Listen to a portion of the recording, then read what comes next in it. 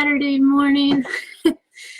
Thanks for joining me today as I talk about strengthening relationships, because they are such an important part of our lives. And while I'm going to be talking mostly about the relationship that I have with my husband, so marriage relationship, these principles I've recognized apply to all kinds of relationships. And I've realized, looking back at relationships that I have with my family or friends, or I served a mission for the Church of Jesus Christ, so relationships that I had during those 18 months with companions on the mission, I've realized if I had understood these principles, if I had realized these obstacles early on, that those relationships could have been a lot better too.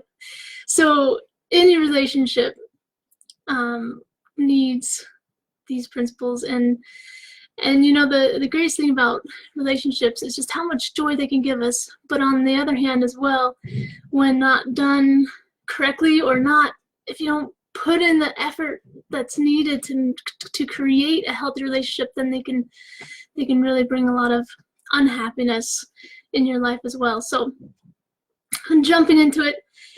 For those of you who know me, I've always loved being outdoors, doing crazy stuff, and so for most people, who know Ryan, my husband, and me when we got married, it seemed perfect, and it is perfect.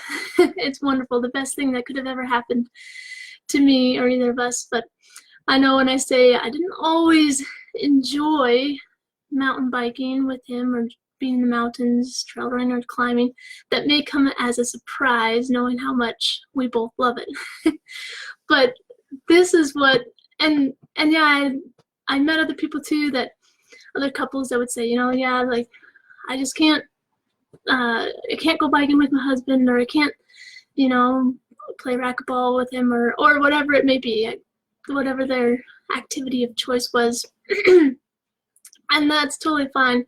You gotta do what works for you. But deep inside of me, I knew that's not what I wanted. I didn't want to just give up doing what I loved with my husband. And so I made the intentional decision that I needed to figure out what was holding me back from enjoying doing these activities with my husband that we both love doing, and what I needed to do to change that. So the first obstacle that I realized was holding me back was my competitive spirit. Every time we would go out, I would create this competition, you could say, that I needed to be faster or stronger or crazier than Ryan. And part of this came because, the majority of my life, when I would do things with other people, I generally was the fastest or the strongest or the craziest there. And so it kind of threw me in a different position doing these activities with Ryan, to not be the fastest or the strongest or the craziest. And so I kind of had this this subconscious drive to, okay, well, this is a competition. I gotta be better. I gotta, prove something.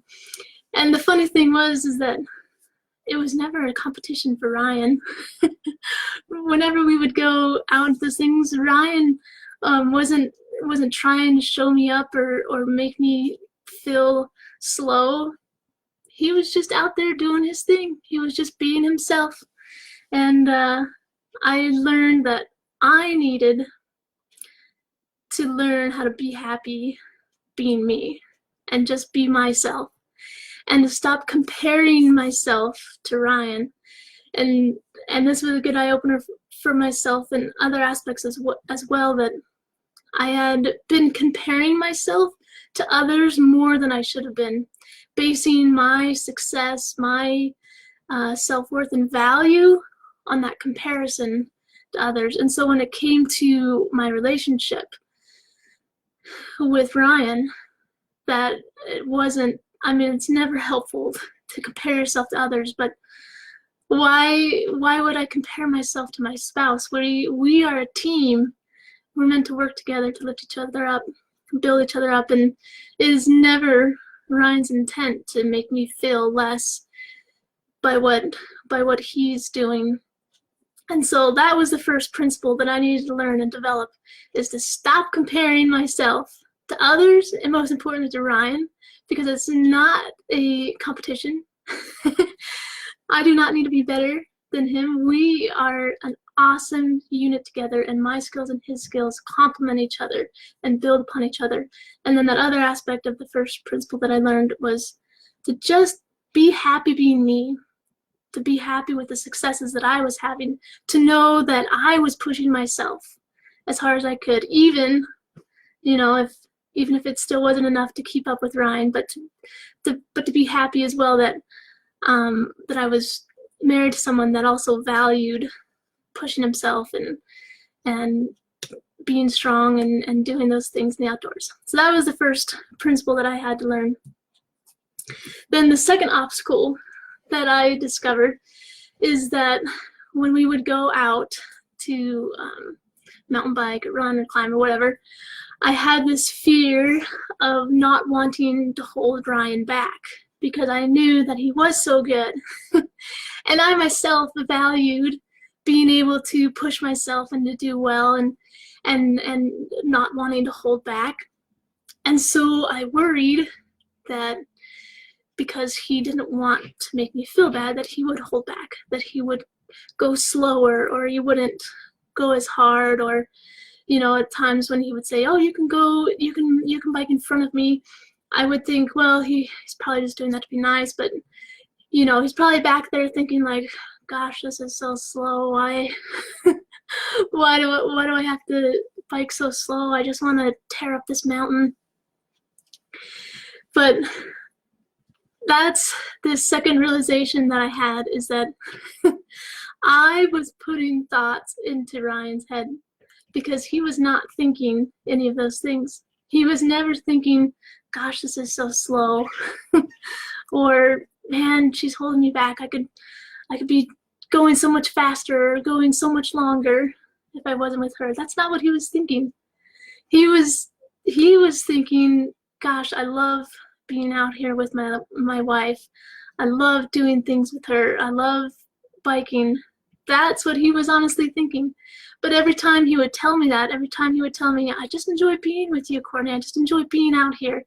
And if I want to go fast, then I'll let you know and I'll go fast.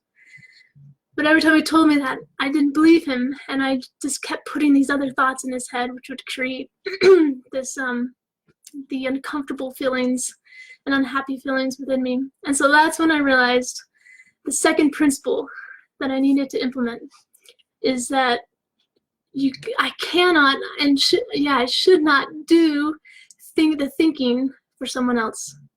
Cannot put thoughts into other people's heads and assume that they're thinking something. Especially when, they tell us something, we need to believe what they say. I needed to believe what Ryan was saying, that he was having fun, that he was enjoying being with me.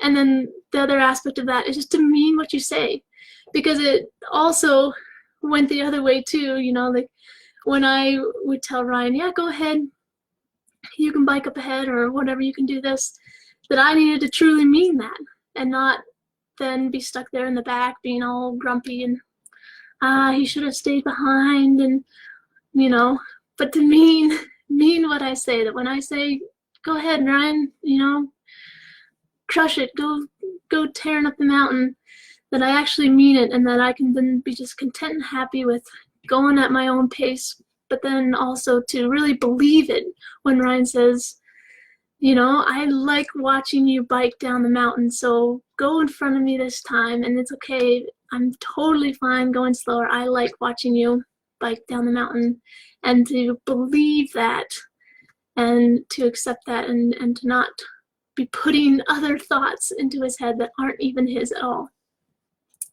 So then the third obstacle that I came against was the realization that I had created unrealistic and unreasonable rules and expectations for how things should be in a relationship, or how we should do things together. And don't ask me, I don't know how these rules or expectations get created. They probably just come subconsciously into our lives through the experiences that we have, just like our thought patterns and belief systems that we have. But it's kind of crazy when you start to really evaluate these rules and expectations that you've created. And I realized that I had a lot. I had these expectations of how Ryan should treat me, or how we should interact when we were mountain biking or climbing, or just how it should be. And I realized having these rules or expectations were limiting my happiness, because when I really sat down and thought about them, they weren't realistic. They weren't reasonable. And they weren't even necessary. They were just something that my mind had come up with that I thought that needed to happen in that way, and I was responding to the situation because of those thought patterns, because of those rules. And so what the principle that I learned for how to change that pattern, that cycle that I was in, and to reevaluate those rules, was when I recognized that I was starting to have those kind of unsettling, uncomfortable feelings of a rule of mine is being broken right now, or this isn't going as I believe it should, or Ryan maybe isn't doing what I believe he should do. When I had those moments, I would stop and ask myself, why is it important to me that this happens? Why is it important to me that Ryan does this? And then, does it really matter? I would ask myself that, does it matter that this happens, or that he does it this way? And is it reasonable?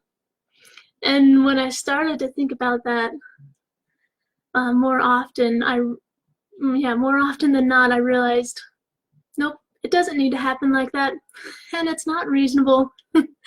I'm just conveying these expectations, or projecting these expectations on Ryan that are not reasonable at all, and they're making it difficult for me to experience happiness, difficult for me to enjoy this moment, for us to enjoy this moment.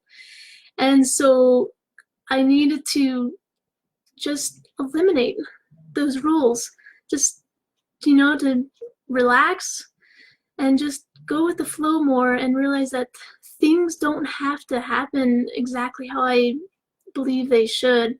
And most of the time, like I've said already multiple times, they aren't even reasonable. They aren't even realistic.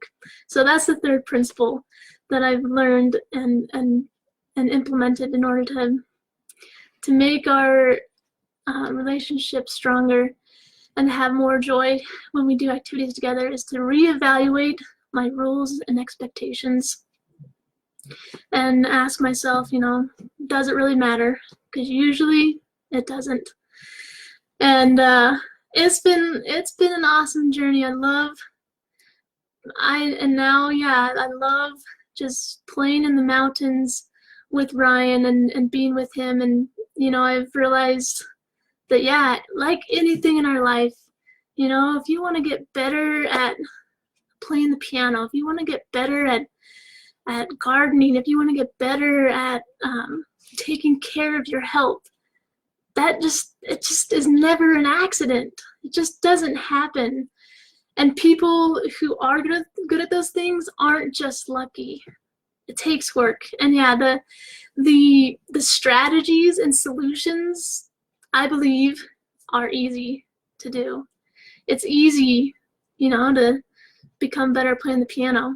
You get music, you get a teacher, practice. It's easier to get better at gardening. You watch YouTube videos, you ask someone who's good at it, and you do it.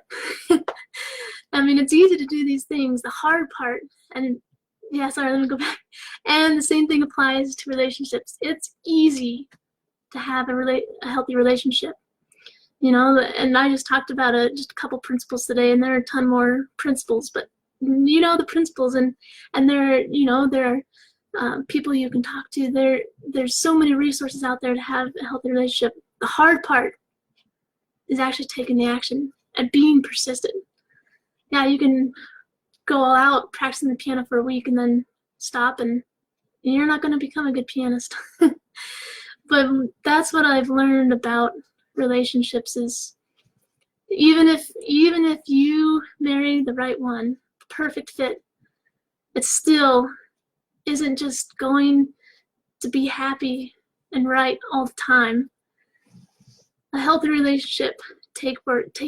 It takes intentional decisions to create that happy, successful relationship. And that's my goal, is to keep being intentional and to keep creating the type of relationship that is going to bring the most joy and happiness and success into our lives, and create a marriage that'll be one that's going to bring the most joy into life through eternity. And so that's what I hope for all of you as well out there, and just offer encouragement to not give up when it does seem hard, but to know that there are plenty of resources, and to just be intentional, create that relationship that you want, and make it a source of great joy in your life. So have a great Saturday. Thanks for listening, and leave you with my thought about live intentionally. Okay, we'll see ya.